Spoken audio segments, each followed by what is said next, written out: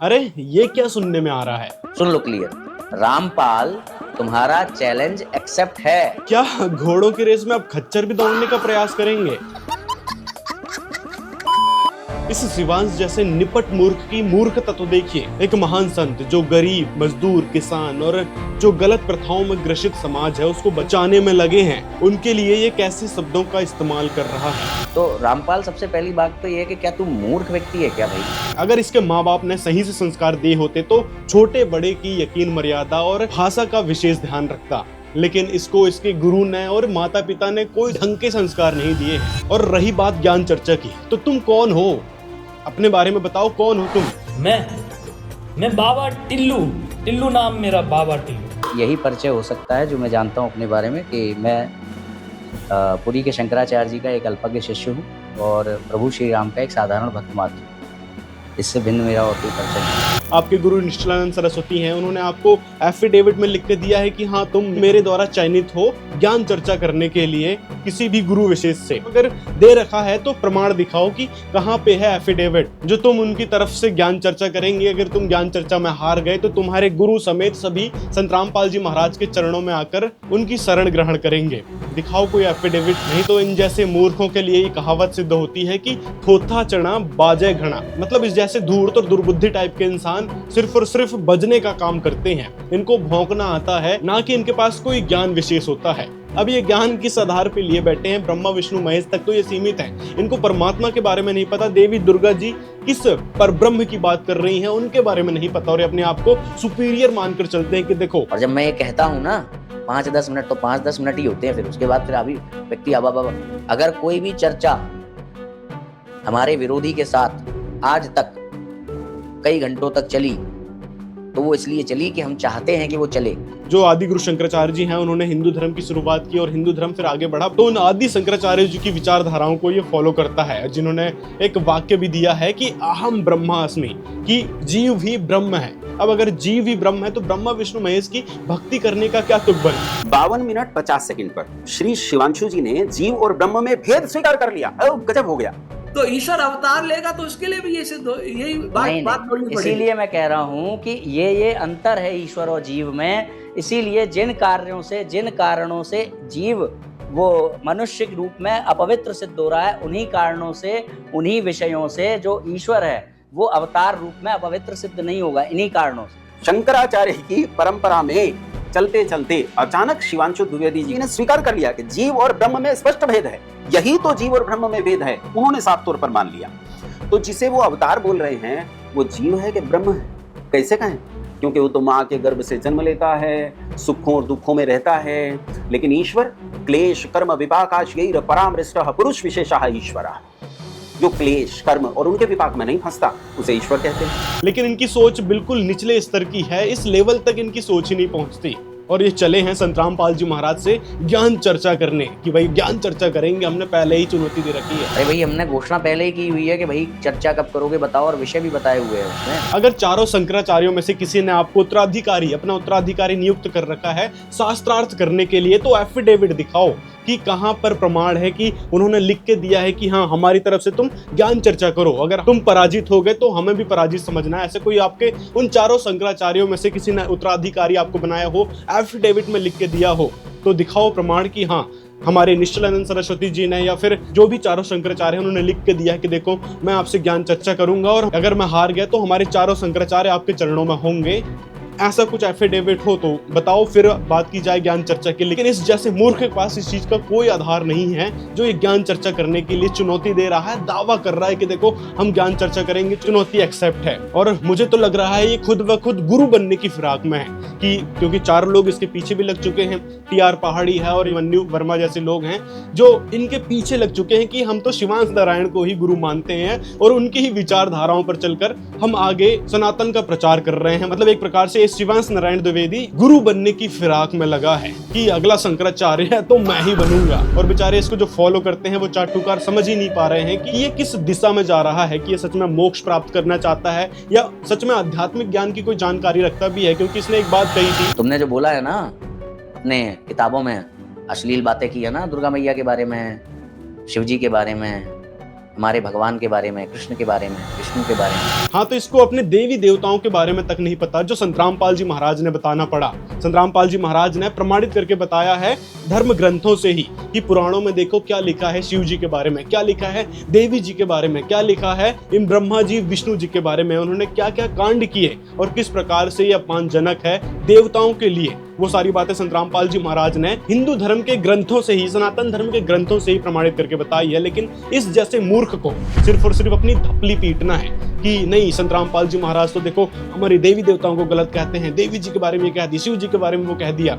लेकिन इस मूर्ख ने कभी जो पीछे सदग्रंथ रखे हैं उनको खोल कर तक नहीं देखा कि एक्चुअल में लिखा क्या है। तो आओ आपको दिखाते हैं क्या लिखा है श्री ब्रह्मा, श्री विष्णु, श्री शिव जी के बारे में हमारे सदग्रंथों में ही। ऐसे ही इसका एक चेला कहेंगे उसको, जो अभिमन्यु वर्मा है, रुक्मणी माधव दास, ये भी अपने आप में गुरु बन बैठा है। ये पहले इस्कॉन को फॉलो करता था, फिर आर्य समाज में भी गया, उसके बाद फिर ये गाना बजाना भी करता था। मतलब इसने धर्म के नाम पर धंधा चुन लिया है गुरु बनने का, कि देखो हम गुरु बनकर और इस प्रकार से पैसे कमाएंगे। और भागवत महापुराण में तो ब्राह्मणों के बारे में तो स्पष्ट ही लिखा है कि जो ब्राह्मण यानी गुरु बनने की फिराक में जो लगे रहते हैं उनके लिए श्रीमद् भागवत महापुराण अध्याय 2 पेज नंबर 4 यहाँ पर क्या लिखा है कि ब्राह्मण केवल धन आदि के लोभवश घर घर और जन जन को भागवत की कथा सुनाने लगे हैं, इसलिए कथा का सार चला गया है। तीर्थों में नाना प्रकार के अत्यंत घोर कर्म करने वाले नास्तिक और नारकी पुरुष भी रहने लगे हैं, इसलिए तीर्थों का प्रभाव भी जाता रहा है। नीचे क्या लिखा है कि पंडितों की तो यह दशा है कि वे अपनी स्त्रियों के साथ भैंसों की तरह रमण करते हैं, उनमें केवल संतान पैदा करने की ही कुशलता पाई जाती है। यहाँ पर स्पष्ट रूप से नारद जी कह रहे हैं, यहाँ पर नारद जी, सूत जी और भक्ति की बात चल रही है। तो यहाँ से समझ सकते हैं दोस्तों, जो पंडित हैं, जो ब्राह्मण हैं, जो गुरु बनने की फिराक में लगे हैं, वो किस लिए लगे हैं? धन आदि के लोभवश। दूसरा ही अभिमन्यु वर्मा है, ये भी गुरु बनने की फिराक में लगा है, ये स्वयंभू गुरु बनना चाहते हैं। इनके पास वैसे धेले का ज्ञान नहीं है, सुनी सुनाई बातों के आधार पर ब्रह्मा विष्णु महेश को ही सर्वे सर्व माने बैठे हैं, लेकिन इनको सच्चाई ही नहीं पता श्री ब्रह्मा विष्णु महेश की, ये किस लेवल के भगवान है, इनसे ऊपर कौन भगवान है, क्या लिखा है हमारे पुराणों में और क्या लिखा है हमारे पवित्र वेदों में। वैसे शिवांश नारायण अपने आप में द्विवेदी लिखता है, लेकिन इसको एक भी वेद का ज्ञान नहीं है। वेदों का तो छोड़ो, एक श्लोक का ज्ञान नहीं है कि हमारे वेदों के इस श्लोक में, इस मंत्र में क्या ही लिखा है। कि वेद में आया कि नाना रूपों में ईश्वर जो है वो अवतार लेता है। इस पर आचार्य श्री ने हमसे प्रमाण मांगा कि उन्होंने कहा कौन से मंत्र में आया, तो वो प्रमाण नहीं दे सके। और बाद में अपनी काया लपेटकर भागने से पहले, जब वो 1 घंटा 28 मिनट की चर्चा के बाद अपनी काया लपेटकर वहां से कूच किया, उन्होंने उनके श्री चरण वहां से गए, तो उससे पहले उन्होंने वेद में से एक मंत्र हिंदी में पढ़कर सुनाया। ये भी गजब की बात है कि वेद में हिंदी लिखी हुई है और उन्होंने हिंदी पढ़कर सुनाई।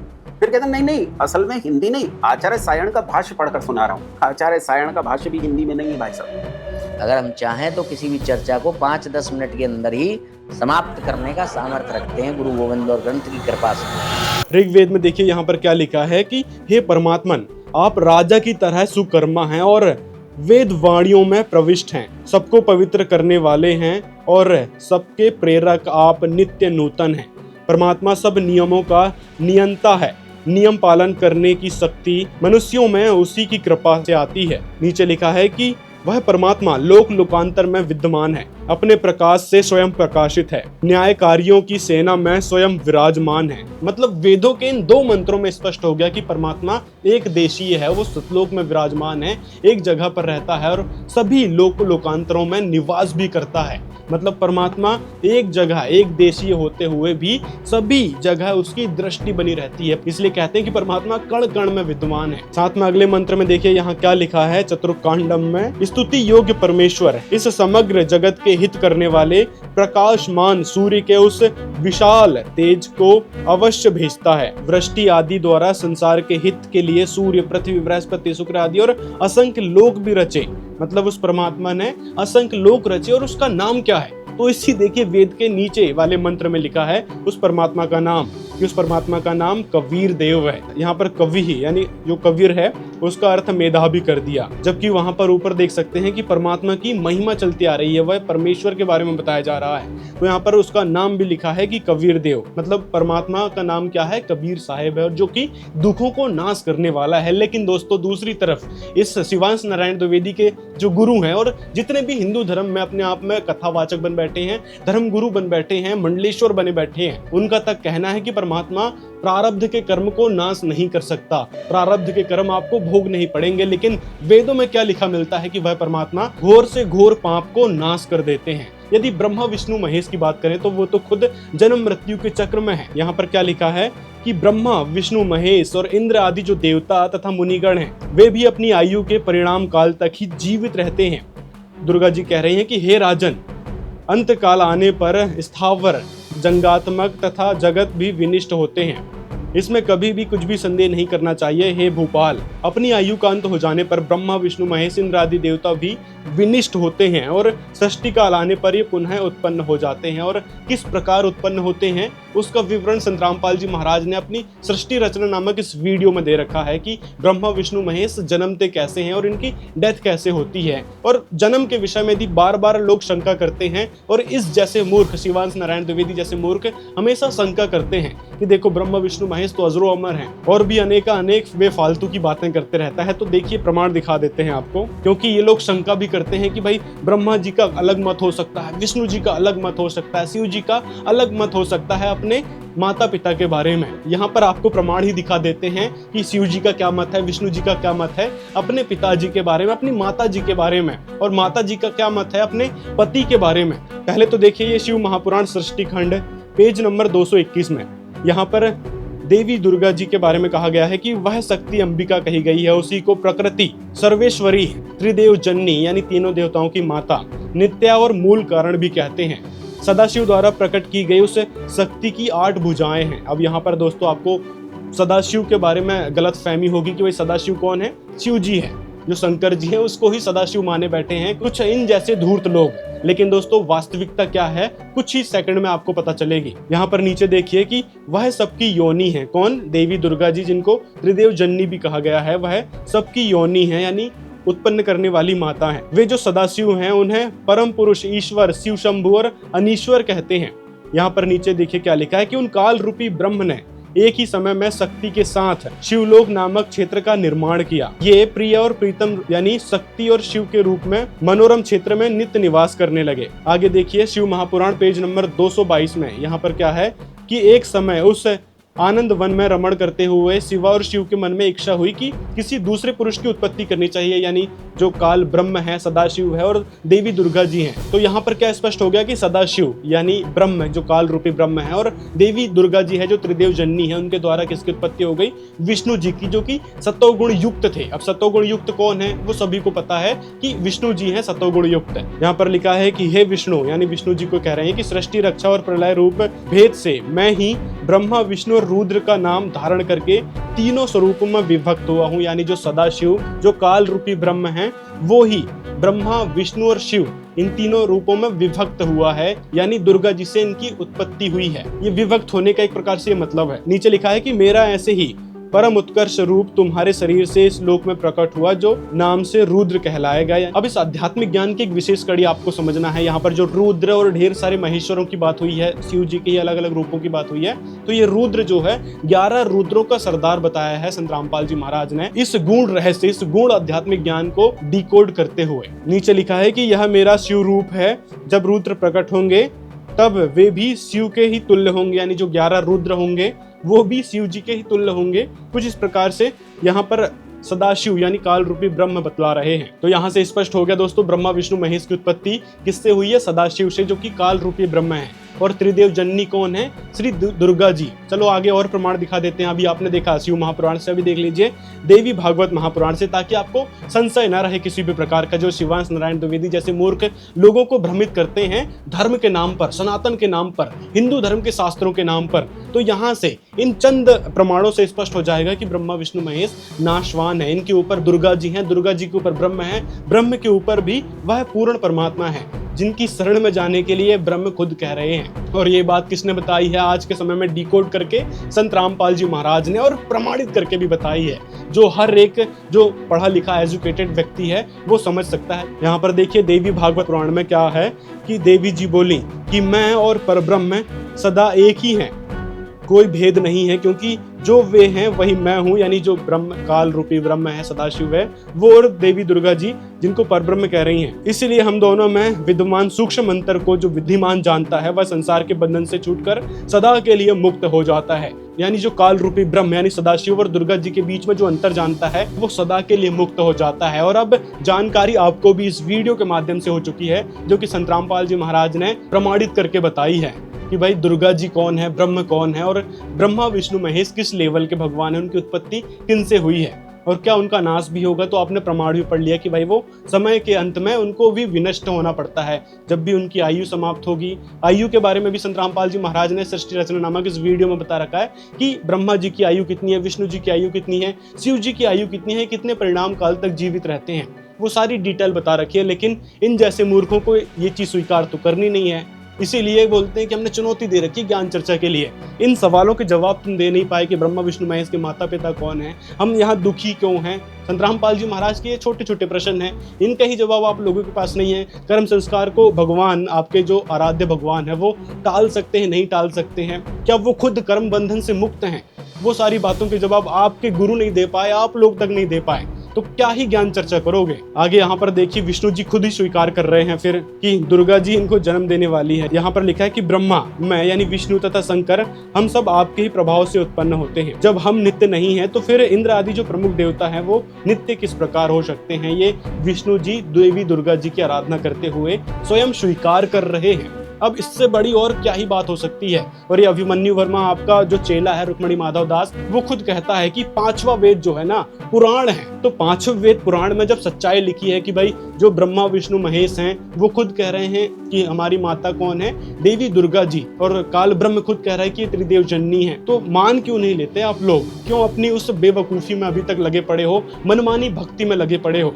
आज के समय में संत रामपाल जी महाराज जी वह पूर्ण संत हैं जो यथार्थ भक्ति बताते हैं इन सभी देवी देवताओं की, जिससे ये सारे देवी देवता ब्रह्मा विष्णु महेश, देवी दुर्गा जी, ब्रह्म इत्यादि लाभ देते हैं। यहाँ पर फिर शिव जी की सुन लो इसी देवी भागवत महापुराण में। हाँ, शिव जी खुद ही स्वीकार कर रहे हैं कि उनका जन्म देवी दुर्गा जी से हुआ है। आगे यहाँ पर देखिए यहाँ शिव जी क्या कह रहे हैं कि पूर्व जन्मों में मैंने नावर्ण मंत्र की दीक्षा पाई, परंतु वह मुझे अब स्मरण नहीं रहा, यानी याद नहीं रह गया। इसलिए फिर वो आगे आराधना कर रहे हैं कि आज पुनः वह मंत्र मुझे प्रदान कीजिए और भवसागर से मेरा उद्धार कीजिए। आगे यहाँ पर फिर तृतीय स्कंद, देवी भागवत महापुराण के तृतीय स्कंद में देखिए यहाँ पर फिर दुर्गा से अलग कोई और परमात्मा बताया गया है। जो देवी दुर्गा जी को ही सर्वे सर्वा माने बैठे हैं उनके लिए भी ये प्रमाण है कि यहाँ पर देवी दुर्गा जी से भी अलग परमात्मा बताया गया है। क्या है कि वह आदि पुरुष परमात्मा ना कार्य है और ना कारण है। यहाँ पर नीचे देखिए कि आप लोग सर्वथा मेरा तथा सनातन परमात्मा का स्मरण करते रहें, यानी उनको याद करते रहें। हम दोनों के स्मरण से ही निसंदेह आप लोगों की कार्य सिद्धि होगी। ये किसको बता रहे हैं? श्री ब्रह्मा जी, श्री विष्णु जी, श्री शिव जी को देवी दुर्गा जी बता रही हैं कि मैं और उस आदि सनातन परमात्मा जिसे काल ब्रह्म भी कहा गया है, उनके बारे में देवी दुर्गा जी खुद स्पष्ट कर रही हैं। और उनकी शादी के बारे में भी लिखा है कि बिना बैंड बाजा बारात के शादी हुई थी किनकी? ब्रह्मा विष्णु महेश की। यहाँ देखिए नीचे क्या लिखा है कि ऐसा कहकर भगवती ने मुझे अद्भुत शक्ति प्रदान कर हमें विदा किया।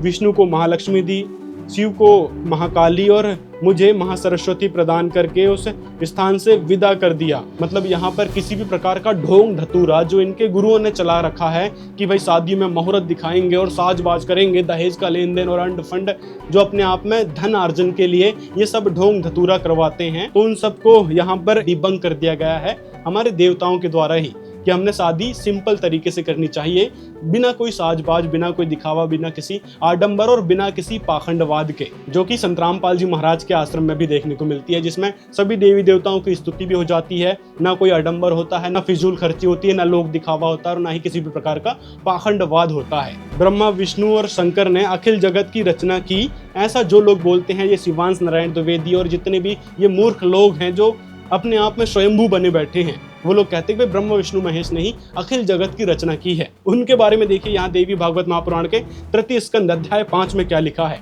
कि ब्रह्मा विष्णु और शंकर ने अखिल जगत की रचना की। ऐसा जो लोग अन्यथा बोलते हैं वे कुछ भी नहीं जानते। सृष्टि को चलाने वाले तीनों देवताओं के ऊपर कौन है? देवी दुर्गा जी। देवी दुर्गा जी के ऊपर कौन है? वह पर ब्रह्म है, काल रूपी ब्रह्म सदाशिव, जिसकी डिटेल में जानकारी शास्त्रों से डिकोड करके संत रामपाल जी महाराज ने ही बताई है। अगले प्रमाण में यहाँ देखिए कि भाई रजगुण सदगुण तमगुण कौन कौन है, कि रजगुण प्रधान ब्रह्मा जी हैं, तमोगुण प्रधान रुद्र यानी वही शंकर जी हैं, सत्वगुण प्रधान विश्वपालक विष्णु जी हैं। ये तीनों देवता हैं और ये ही तीनों गुण हैं। मतलब यहाँ से स्पष्ट हो गया दोस्तों आपको कि ये तीन गुण कौन है? रजगुण ब्रह्मा, सदगुण विष्णु और तमगुण शिव। अब इसमें आपको कोई शंका नहीं रहनी चाहिए इतने सारे प्रमाणों को देखने के बाद। लेकिन जो लोग अभी भी शंका करे बैठे हैं कि भाई नहीं, ब्रह्मा विष्णु महेश से ऊपर कोई नहीं हो सकता, एक्चुअली उनको इन जैसे मूर्खों के गुरुओं ने ही मीठी मीठी गोलियां दे रखी है, जिनको आध्यात्मिक मार्ग का कोई ज्ञान नहीं है, जो सुनी सुनाई बातों को ही आधार बनाकर आगे से आगे लोगों को बताने लगते हैं। तो उनकी बातों को आपने इग्नोर करके संत रामपाल जी महाराज के प्रमाणित ज्ञान को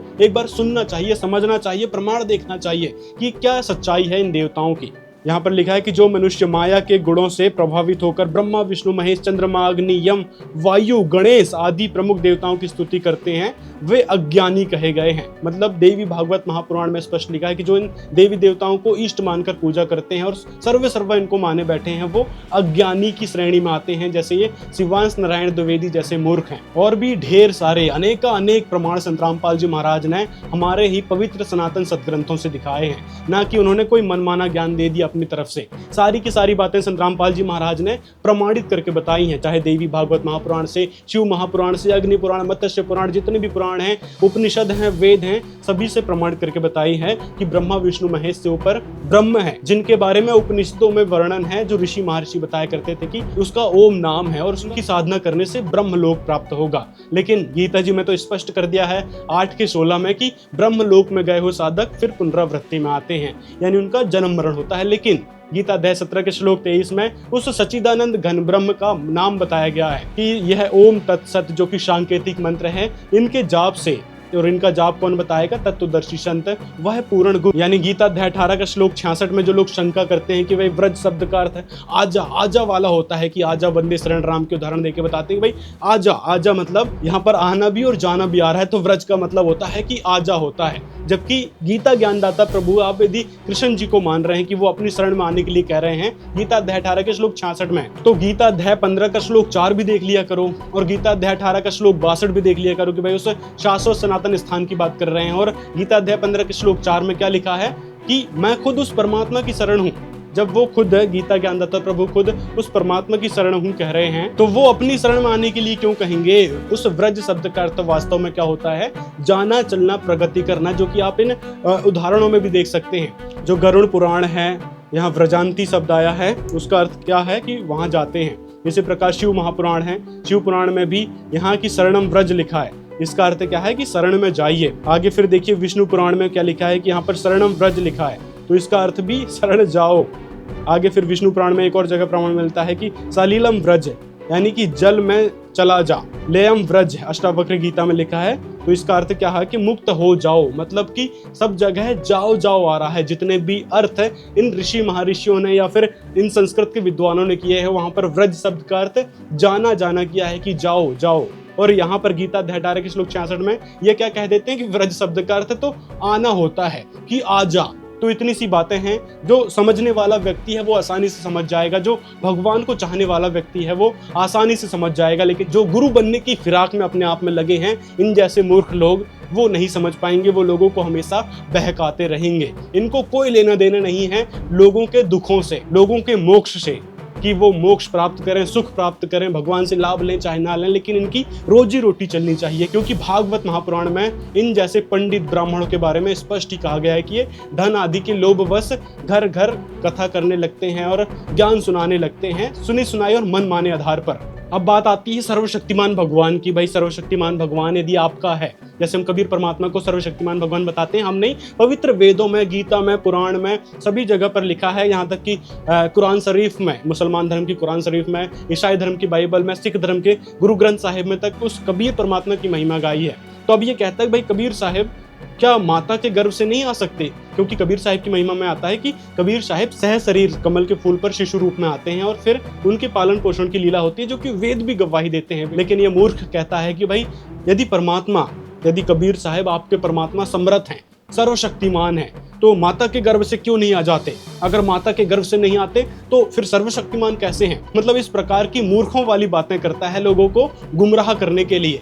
मतलब परमात्मा ने यदि ये काम नहीं किया तो वो सर्वशक्तिमान नहीं है। मतलब परमात्मा की यहाँ पर कोई मर्जी भी नहीं होती कि भाई परमात्मा जो चाहे वो कर सकते हैं, वैसे तो उनकी इच्छा होती है, लेकिन नहीं, इस मूर्ख के कहे अनुसार चलेंगे कि परमात्मा माता के गर्भ से आने चाहिए तभी हम सर्वशक्तिमान मानेंगे। तो इसी प्रकार तो फिर मंदिरों में जाने से पहले आप गोबर खाते होंगे, क्योंकि एक मंदिर में भी बताया गया है कि भाई वहां प्रवेश करने से पहले गोबर के लड्डू दिए जाते हैं, गौमूत्र वगैरह गोबर मिला के एक लड्डू बनाया जाता है, वो दिया जाता है, तब प्रविष्ट किया जाता है और उसको ही हिंदू या फिर सनातनी माना जाता है। तो क्या ये बात मान लिया जाए कि भाई आप गोबर खाते हो डेली डेली और गौमूत्र वगैरह पीते हो, और अगर नहीं पीते तो फिर आप तो हिंदू ही नहीं हुए, सनातनी ही नहीं हुए? तो दोस्तों कहने का मतलब है कि जितनी भी ये बातें बचकानी सी करता है, जितने भी अपने कुतर्क देता है, वो इसकी घटिया मानसिकता को दर्शाता है। इसी प्रकार ये अभिमन्यु वर्मा है जो मूर्खमणि माधव है, ये भी ढिंडोरा पीटते रहता है कि जो संतराम पाल जी महाराज ने ज्ञान चर्चा के लिए आमंत्रित किया है वो चैलेंज एक्सेप्ट। यहाँ किसी के पास ज्ञान नहीं, ये शंकराचार्य फलाने इनको किसी को कख नहीं पता। और ढोल का टंका कहता हूँ मैं इंटरनेशनल चैनल और वो चैलेंज करता हूँ, मेरे साथ करो। हिंदुस्तान का या कोई भी हिंदू हो, मुसलमान, सिख, ईसाई, किसी का भी धर्मगुरु मेरे साथ मीटिंग कराओ डिबेट। दो जमात होती थी उनकी, वेद पुराणों से, इनसे बार बात नहीं करता मैं।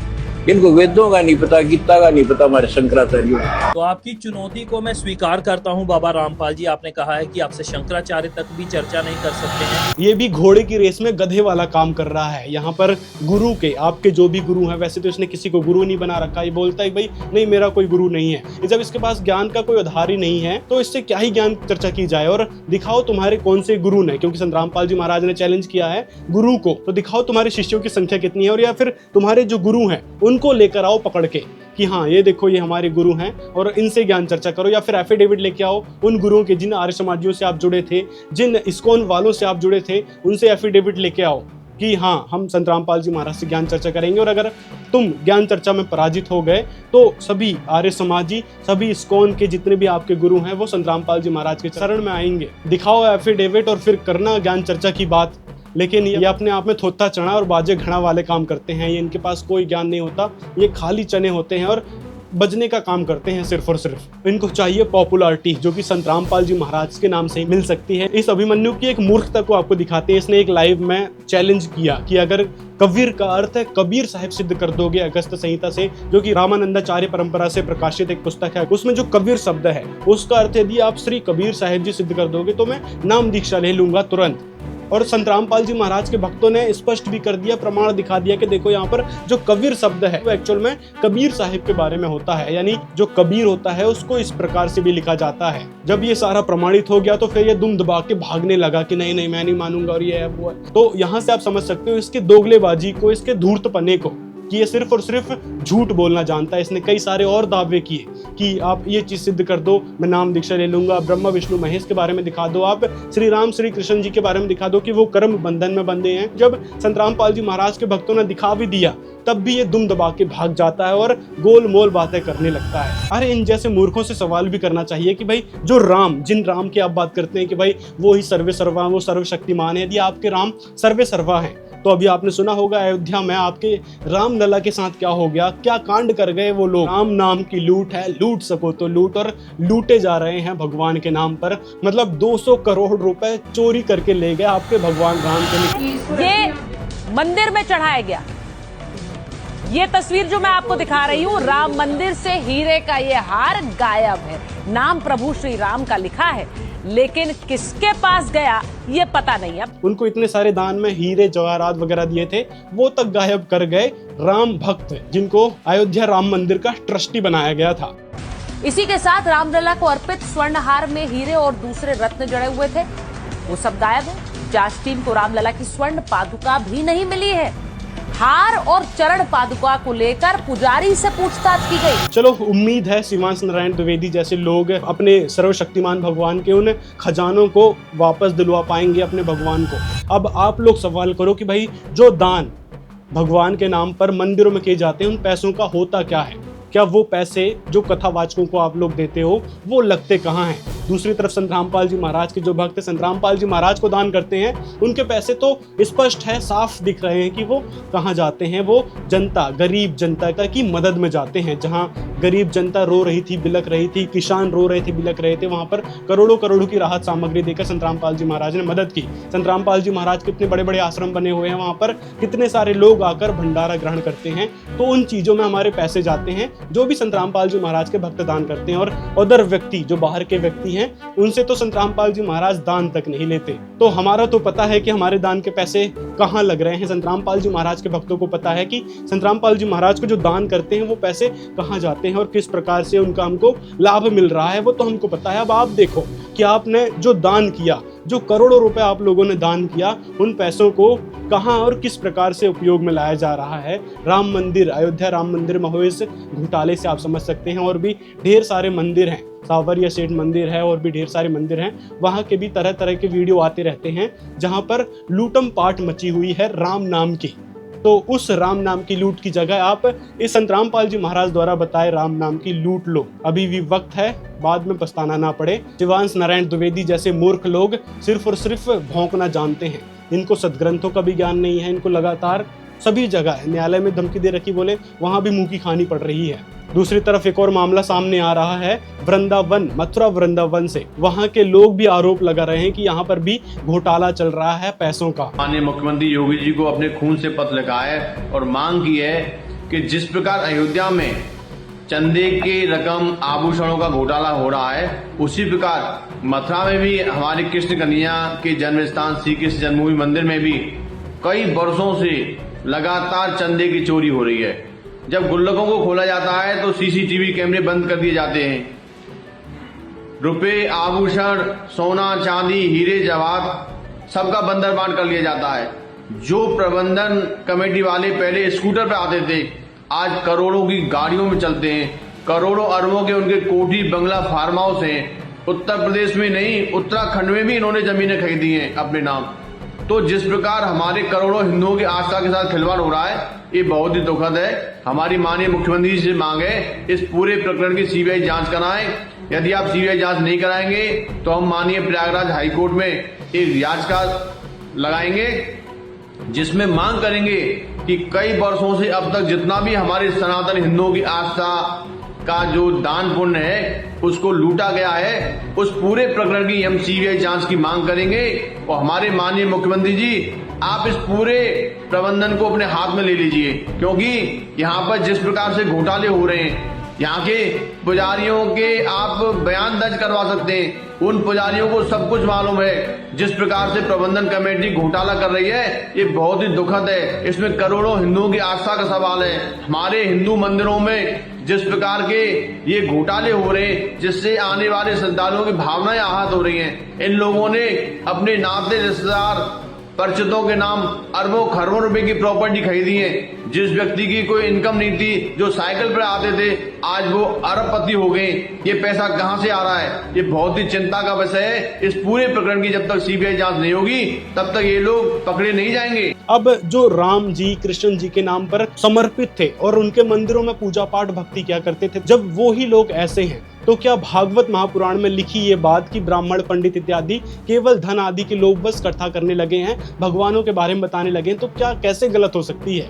वो स्पष्ट रूप से बिल्कुल ही सही है। जो इन पंडितों, ब्राह्मणों के बारे में पहले ही बता दिया गया है भागवत महापुराण में। और देवी भागवत महापुराण में दुर्गा जी ने तो स्पष्ट कर दिया कि भाई जो सतयुग, त्रेता, द्वापर में जो राक्षस कहे जाते थे, तो वो तो कलयुग के ब्राह्मण माने जाते हैं, जो गुरु बनकर लोगों को भगवान के बारे में शिक्षा देते हैं और पाखंडवाद, आडंबरों में लिप्त कर रहे हैं, उनके बारे में ये बातें कही गई है। तो आप लोग क्या कहना चाहोगे इन दोनों मूर्खों के बारे में? कमेंट में हमें जरूर बताएं। मिलते हैं अगले वीडियो में। कि किसी बड़े संत ने कहा है, आप जैसे ही संत ने कहा है कि वो आखिरी जन्म होगा जिसमें आप जैसा कोई पूर्ण गुरु मिल जाए। बिल्कुल आखिरी जन्म होगा, आखिरी जन्म में नाम ले लोगे।